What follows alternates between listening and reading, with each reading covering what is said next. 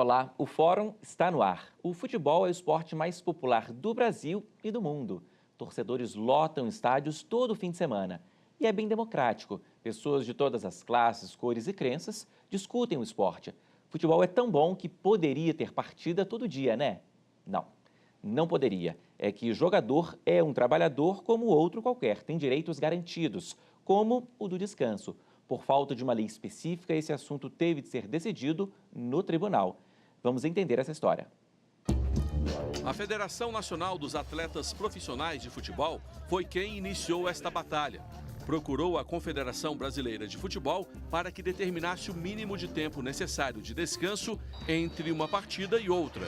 Não do mesmo time, mas do mesmo jogador. O caso parou no Tribunal Regional do Trabalho da 15ª Região, em Campinas. E lá foi assinado o acordo. Diz que o intervalo tem de ser de pelo menos 66 horas.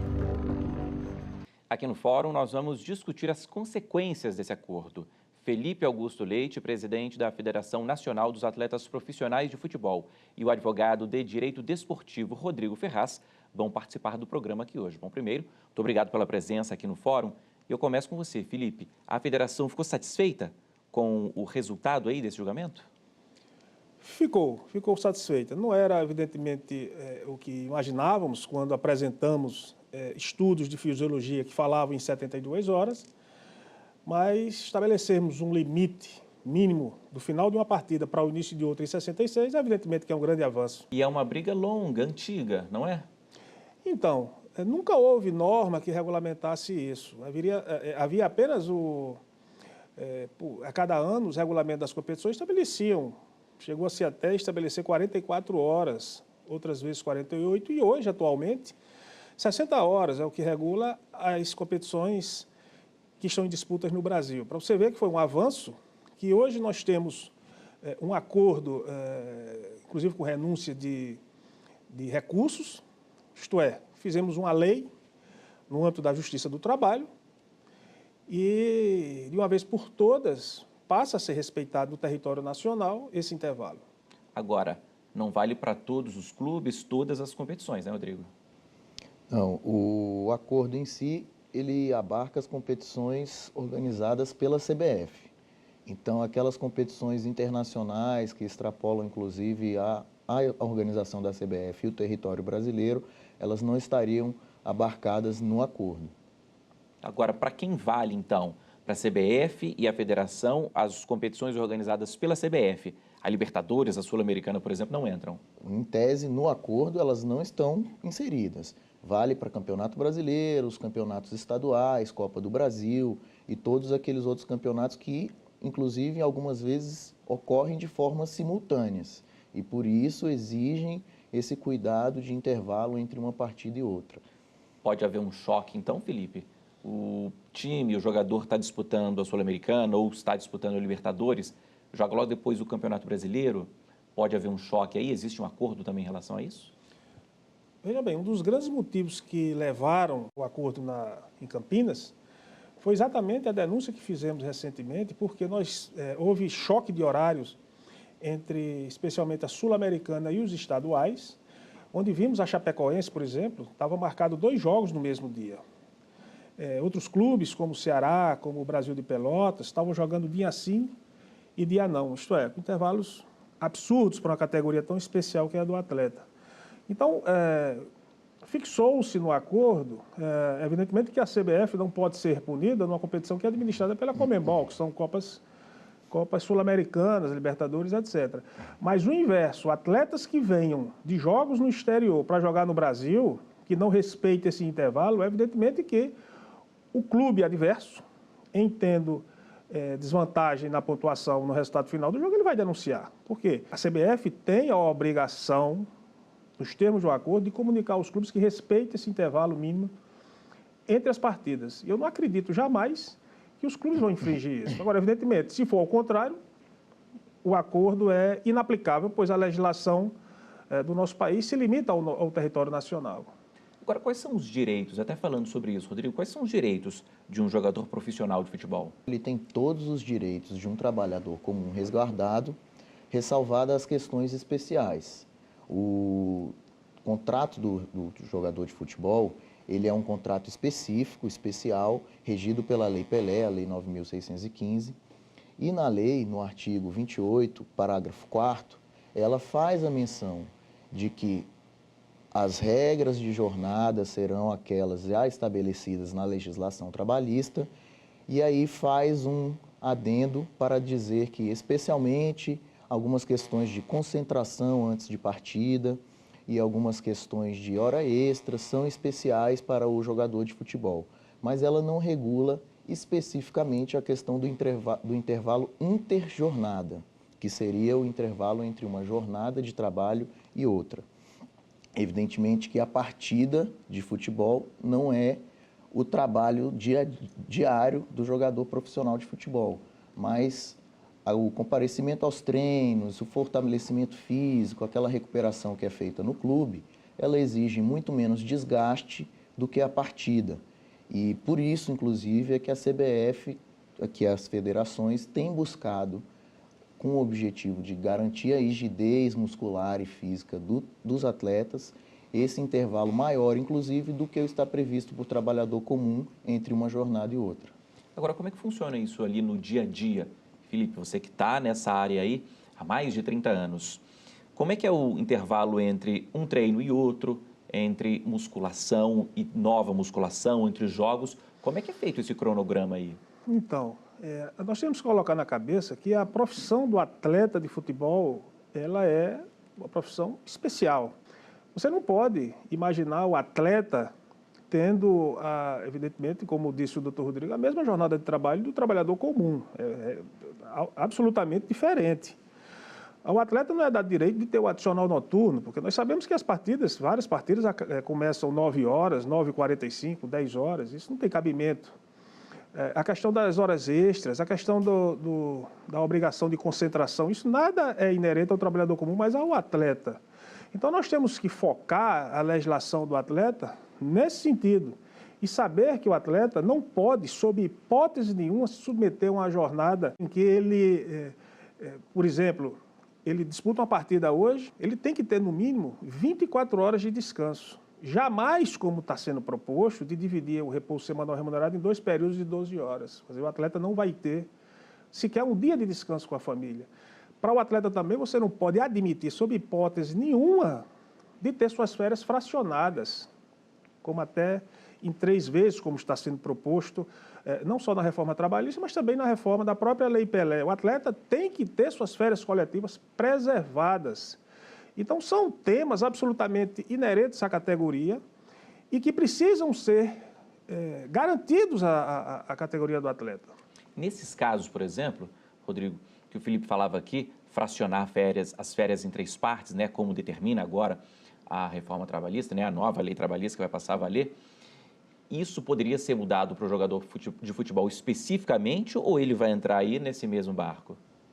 Não, eu creio que essa questão ela vai continuar a ser regulada especificamente e, como o Dr. Felipe falou, é muito complicado fazer esse fracionamento. O calendário do Brasil, o calendário do futebol do Brasil, ele já é muito apertado, já sofre muitas críticas e para os times que são primeiros colocados nessas competições, ainda tem as competições internacionais, muitas vezes simultâneas. Essas férias aí, elas simplesmente são inviáveis. Agora, o jogador de futebol, Felipe, está mais consciente dos seus direitos?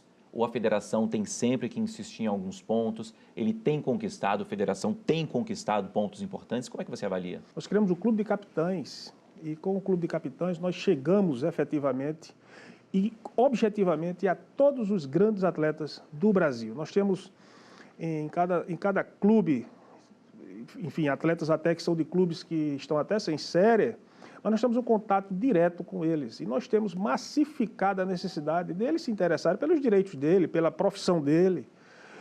Nós iremos desenvolver agora um programa até para eles se qualificarem nos momentos de concentração, ou nos momentos que ficam em casa e tal. Quer dizer, é uma mudança que nós estamos propondo e eu acho que é salutar. Nós temos grandes líderes no Clube de Capitães, tem muitos anos de um trabalho intenso, de experiência e que vem desenvolvendo essa tentativa de de educar a categoria. E agora a FENAPAF tomou o seu papel, assumiu esse papel, de levar essas informações aos atletas. E o Clube de Capitães tem sido um grande instrumento para a gente mudar essa realidade, que realmente, no longo dos anos, dos tempos, os atletas realmente foram tanto quanto desinformados, meio alheio à realidade da legislação do futebol. Agora, qual que é o objetivo aqui próximo de vocês? Fazer com que a lei seja cumprida, efetivamente cumprida e fiscalizada, ampliar esse alcance? Qual é o objetivo? Olha, o objetivo número 1 da categoria, sob a orientação da FENAPAF e o seu Clube de Capitães, é mostrarmos que 2 projetos de lei que tramitam no Congresso Nacional, eles estão vindo com alguns temas que vêm de encontro aos interesses da classe. E aí são exatamente o fracionamento das férias, o fracionamento do repouso semanal remunerado, a mudança na estrutura do direito de arena, isto é, dos clubes voltarem a passar o direito de arena para os atletas. Eu digo a você que eu fui atleta há 30 anos e nunca recebi direito de arena. Essa novidade foi com o implemento da Lei Pelé. O que é o direito de arena? O direito de arena é a participação que os atletas têm no campo de jogo. As televisões passam os jogos e 5% desse percentual é repassado à FENAPAF e a FENAPAF faz chegar aos sindicatos estaduais. Nós estamos falando da necessidade de manter essa estrutura porque nós temos 662 clubes no Brasil e hoje apenas 92 estão em atividades. Então são atletas que fazem a base da pirâmide, que precisam de receber esses recursos. E mudando essa estrutura, como vem os 2 projetos de lei, evidentemente que vai chegar, o problema vai chegar à base, que são os atletas. Para você ver, são 82% dos atletas do Brasil que ganham um salário mínimo e depende exclusivamente, muitas vezes, no final do ano para receber esses recursos. Então, esses são os 2 nossos grandes focos. Para isso, nós fizemos um movimento na primeira rodada do Campeonato Brasileiro, foi a campanha, na época chamamos de luto, mas vários clubes não puderam usar o preto face às divergências locais, então foi a campanha da faixa. E nós deveremos renovar essa campanha nas próximas rodadas, inclusive com o apoio, dando apoio aos treinadores na sua lei Caio Júnior. É um outro tema bastante salutar que nós deveremos também enfrentar juntamente com a Federação Nacional dos Treinadores. Vou pedir um minuto aqui para os dois, porque a gente vai para um rápido intervalo aqui no fórum, mas volta daqui a pouquinho para continuar essa nossa conversa aqui de hoje. Até já.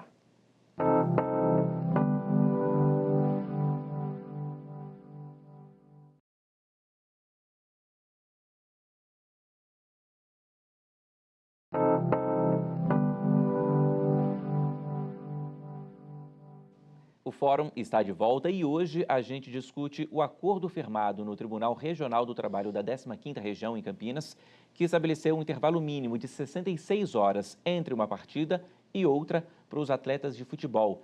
Nossa produção entrou em contato com o zagueiro Paulo André, do Atlético Paranaense. Ele é um dos integrantes do Bom Senso, movimento de atletas que luta para melhorar o futebol. E uma das melhorias é justamente o estabelecimento desse tempo mínimo entre uma partida e outra. Ele fez questão de gravar um vídeo pro Fórum comentando esse acordo. Vamos ver. Em primeiro lugar, queria parabenizar o presidente Felipe, da FENAPAF, que conseguiu, juntamente com a CBF, esse acordo que limita em 66 horas o espaço de tempo mínimo entre 2 partidas de um mesmo clube ou de um mesmo jogador, para que isso possa oferecer um pouco mais de garantias físicas, de segurança no trabalho, qualidade do espetáculo e que beneficie o futebol brasileiro. Então, parabéns a todos os envolvidos, espero que essa regra seja respeitada e que a partir daí a gente possa construir um calendário mais equilibrado para todos os jogadores profissionais do país. Bom, a gente tem o recado, portanto, do Paulo André, e ele mesmo fala isso, na expectativa de que seja cumprido esse acordo. Você lembrava ali no primeiro bloco que 82% dos jogadores de futebol recebem um salário mínimo. É totalmente diferente das notícias que a gente vê das festas, dos carros, do luxo dos jogadores. Isso é uma parcela pequenininha, né? É uma parcela muito pequena dos atletas que recebem bons salários. Porque nós temos no Brasil 18 mil atletas profissionais e 14 mil atletas semiprofissionais. E desse universo, 82 profissionais só recebem um salário mínimo. 95% dos atletas recebem apenas até R$ 5.000, isto é, algo em torno de 4 salários mínimos. E nós temos, como eu já disse anteriormente, o foco de trabalhar prioritariamente para essa categoria de algo em torno de 95%, são a realidade do futebol brasileiro. Foi uma grande conquista, inclusive, com a colaboração grandiosa do Paulo André, do Praz e de outros grandes companheiros. Foi uma conquista deles entenderem da necessidade de ajudar os menos favorecidos, que são quase 100% da categoria. Então, eu acho que é uma grande vantagem que o futebol brasileiro está tendo, um grande avanço que está tendo, quando você envolve os grandes atletas na discussão sobre os direitos sociais dos atletas como um todo. Que outros direitos a gente poderia ter, Rodrigo? Seguro, previdência, saúde, por exemplo. O que você aborda? O que você pode abordar, pode lembrar sobre isso? Bom, levando em consideração que a carreira do atleta profissional de futebol, ela é muito curta, inclusive comparado com um trabalhador comum, a gente perde inclusive a referência. Por ser muito curta, essa carreira precisa de um planejamento melhor. E seria interessante que, como este acordo, outros viessem para que se criem mecanismos ou previdências privadas, seguros e até meios de educação financeira para esses atletas, para que ao final de suas carreiras eles tenham constituído reserva suficiente para tocar suas vidas depois da aposentadoria. Tem muitos atletas que já foram muito famosos, que são vistos em situação de dificuldade. E, inclusive, este acordo, que estabelece um intervalo mínimo, ele pode ser visto com muito bons olhos quanto a isto, porque, ao preservar a saúde do atleta, estaríamos automaticamente estendendo a sua carreira. E, com uma carreira mais longa, o atleta teria esse tempo para planejar a sua vida financeira, constituir reservas e não ser pego assim na aposentadoria sem uma carreira seguinte, né? Muitas vezes esses profissionais não têm curso superior e tudo, dedicaram sua vida ao futebol e uma vez aposentados ficam desempregados. Rodrigo falava uma coisa importante, né, Felipe? O jogador de futebol é jogador desde criancinha, né? Ele entra ali nas categorias de base, vai galgando ali até se tornar, quem consegue, um jogador profissional de futebol. Como é o dia a dia de um jogador de futebol? Joga no estádio, vai para o treino, vai para a academia, como é que é esse dia a dia? É como eu disse, é uma profissão diferenciada, profissão absolutamente especial e diferente do que é a realidade do trabalhador comum no Brasil. O atleta ele tem o costume de treinar algumas vezes 2 horas pela manhã, 2 horas à tarde. Quando em véspera de jogo tem a concentração, o atleta é obrigado a ficar em regime de concentração até por 3 dias, isto é, você longe da família, longe de casa. Longe da família, longe dos seus afazeres profissionais. O atleta não tem condição de ter uma empresa, ele é absolutamente impedido de administrar seus negócios. E é como o doutor Rodrigo falou, quando ele acaba a carreira, encerrando a carreira, aí se descortina um horizonte do qual ele nunca fez parte, que é a grande realidade. Você sai do futebol, aí você, daqueles que dizem, o que é que eu vou fazer? E para que isso não ocorra, não há dúvida que há que existir no nosso país políticas verdadeiramente de Estado. Porque se essas gerações estão perdidas, nós temos que trabalhar nas próximas gerações. Agora, essa discussão é uma discussão que tem que ser feita com todos os agentes que vivem do futebol. Os advogados, que são absolutamente fundamentais para o desenvolvimento do nosso esporte. E falando dos advogados, falo da OAB. Mas o sindicato dos clubes, a Federação Nacional dos Atletas, representando os atletas, a Confederação Brasileira de Futebol e suas federações. Enfim, o poder público constituído, isso é fundamental, porque nós precisamos mudar, de uma vez por toda, a realidade que o doutor Rodrigo está falando. Nós estamos com casos absurdos de criminalidade dentro dessa categoria. Os atletas que jogam 3 meses no ano e passam 9 meses sem ter o que fazer, gerando problema social e familiar dentro de casa, agressões a esposas, enfim, falta de educação para os filhos. Isso aí, nós temos que avivar esse assunto e, de uma vez por todas, enfrentar, como eu disse, como matéria de Estado. Agora, a gente é possível fazer comparações com outros países?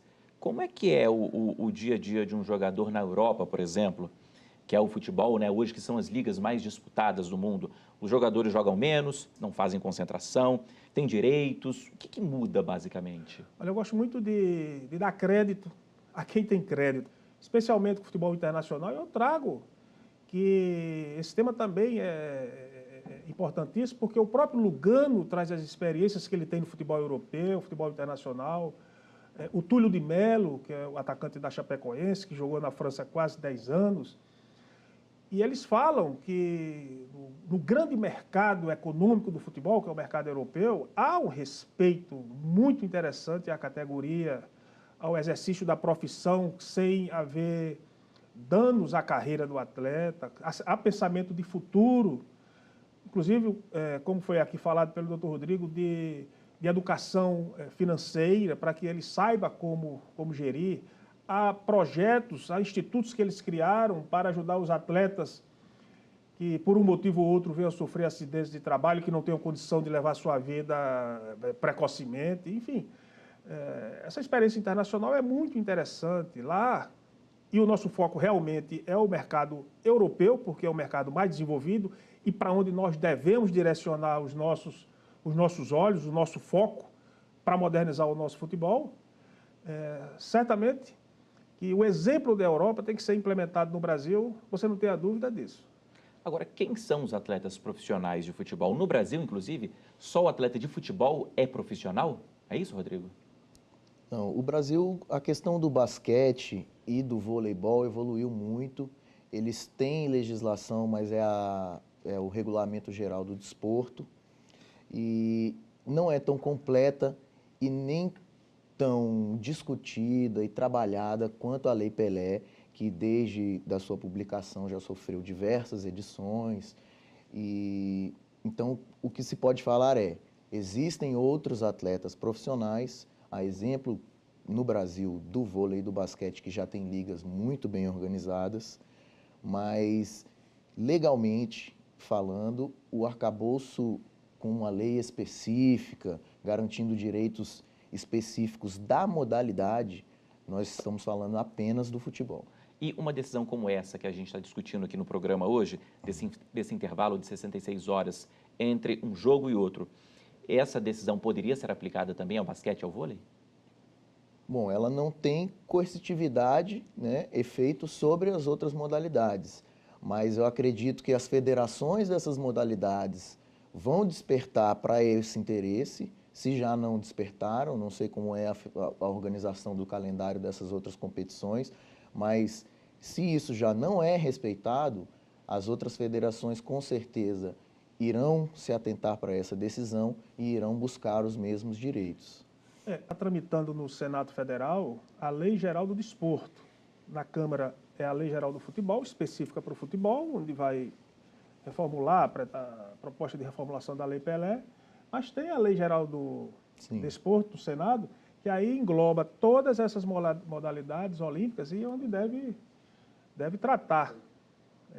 A cada modalidade, eu acredito que venha tratar esse intervalo entre a jornada, entre partidas, eu acredito que vai ser por aí. Eu também acho que é um avanço para todas as modalidades, a Lei Geral do Desporto, desde que ouça, na sua tramitação, os representantes de cada uma das modalidades. As peculiaridades de cada modalidade. Né? Gente, é isso. Termina aqui o nosso programa. Felipe, muito obrigado pela participação aqui no Fórum. Obrigado, em nome da Federação Nacional dos Atletas. Estaremos sempre à disposição. Muito obrigado. Obrigado, Rodrigo. Muito obrigado você também. Muito obrigado. Bom, e eu agradeço também a você que nos acompanhou aqui hoje. O Fórum pode ser assistido pela internet. Acesse aí tvjustiça.jus.br. Já o nosso e-mail é forum@stf.jus.br. Um abraço e até a próxima edição aqui do Fórum. Tchau.